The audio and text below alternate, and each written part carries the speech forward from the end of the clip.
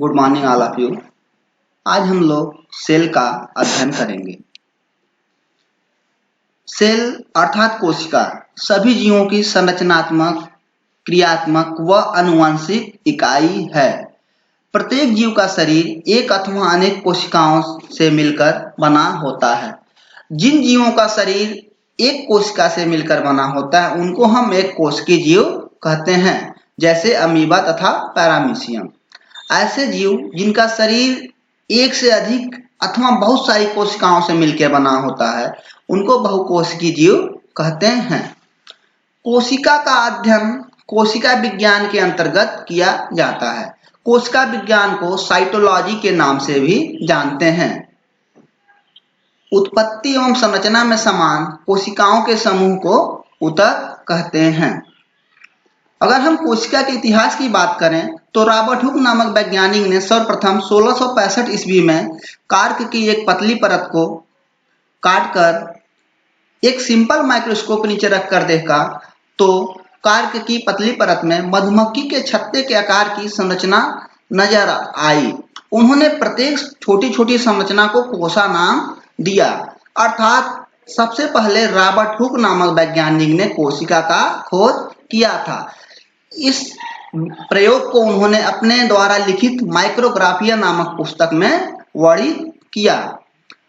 इसलिए Robert Hooke को हम लोग फादर ऑफ साइटोलॉजी कहते हैं, अर्थात कोशिका विज्ञान का पिता रॉबर्ट हुक को जाना जाता है।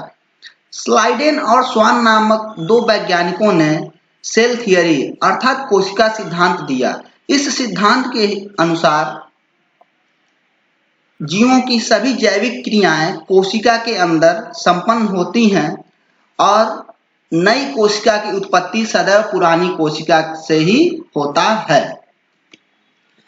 कोशिका के प्रकार की यदि हम बात करें तो केंद्रक के उपस्थिति के आधार पर कोशिकाएं दो प्रकार की होती हैं, प्रोकैरियोटिक कोशिका और यूकैरियोटिक कोशिका। प्रोकैरियोटिक कोशिका की हम बात करते हैं। प्रोकैरियोटिक कोशिका में केंद्रक अनुपस्थित होता है या अविकसित होता है या प्रारंभिक अविकसित केंद्रक पाया जाता है। इसमें सभी कोशिकाएं जैसे गाल्जिकाय, हरित लवक, माइटोकॉन्ड्रिया, केंद्रक, केंद्रिका इत्यादि अनुपस्थित होते हैं। प्रोकैरियोटिक जो कोशिका होती है इसमें 70S प्रकार का राइबोसोम पाया जाता है। साथ ही साथ इसमें रिक्तिका अनुपस्थित होती है। चूंकि रिक्तिका एक प्रकार का कोशिकांग है इसलिए ये भी अनुपस्थित होता है। और इसके अलावा जितने भी कोशिकांग पाए जाते हैं लगभग सभी कोशिकांग अनुपस्थित होते हैं। डीएनए के साथ हिस्टोन प्रोटीन नहीं पाया जाता है। फिर से ध्यान दीजिएगा, प्रोकैरियोटिक कोशिका में डीएनए के साथ हिस्टोन प्रोटीन नहीं पाया जाता है और 70S राइबोसोम पाया जाता है।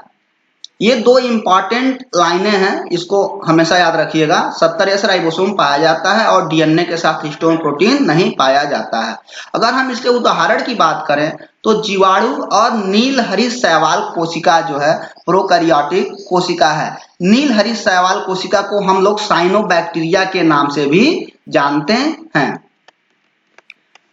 आपके सामने एक स्ट्रक्चर शो हो रहा है, ये बैक्टीरिया सेल है।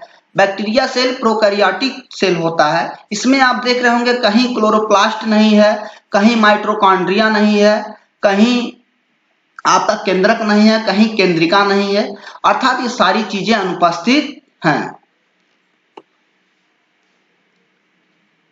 यूकैरियोटिक सेल की हम बात करते हैं। यूकैरियोटिक सेल जो होता है इसमें केंद्रक पूर्ण रूप से विकसित होता है। इसमें सभी कोशिकांग जैसे राइबोसोम, माइटोकॉन्ड्रिया, हरित लवक, केंद्रक, केंद्रिका, राइबोसोम, एंडोप्लाज्मिक रेटिकुलम सभी पाए जाते हैं और पूर्ण रूप से विकसित होते हैं। यूकैरियोटिक कोशिका में 80S राइबोसोम पाया जाता है। अभी हमने पिछली स्लाइड में अध्ययन किया था वहां प्रोकैरियोटिक का, वहां पे 70S राइबोसोम पाया जाता था प्रोकैरियोटिक में, जबकि यूकैरियोटिक में 80S राइबोसोम पाया जाता है। यूकैरियोटिक कोशिका में डीएनए के साथ हिस्टोन प्रोटीन भी पाया जाता है। यूकैरियोटिक कोशिका में जो पादप कोशिका है, पादप कोशिका में रिक्तिका पाया जाता है, जबकि जंतु कोशिका में रिक्तिका नहीं पाया जाता है। अगर हम इसके उदाहरण की बात करते हैं तो यूकैरियोटिक का बेस्ट उदाहरण है सभी विकसित पादप एवं जंतु कोशिका। आपके सामने प्लांट सेल का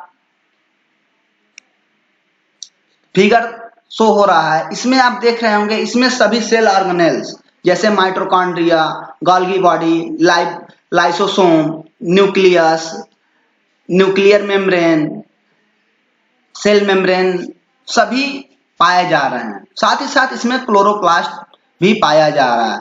अर्थात ये पूर्ण रूप से विकसित कोशिका है, और जो पूर्ण रूप से विकसित कोशिका होती है हम उसको यूकैरियोटिक कोशिका के नाम से जानते हैं। आज की क्लास में बस इतना ही। अगले दिन हम लोग पादप कोशिका के बारे में विस्तृत अध्ययन करेंगे। Thank you.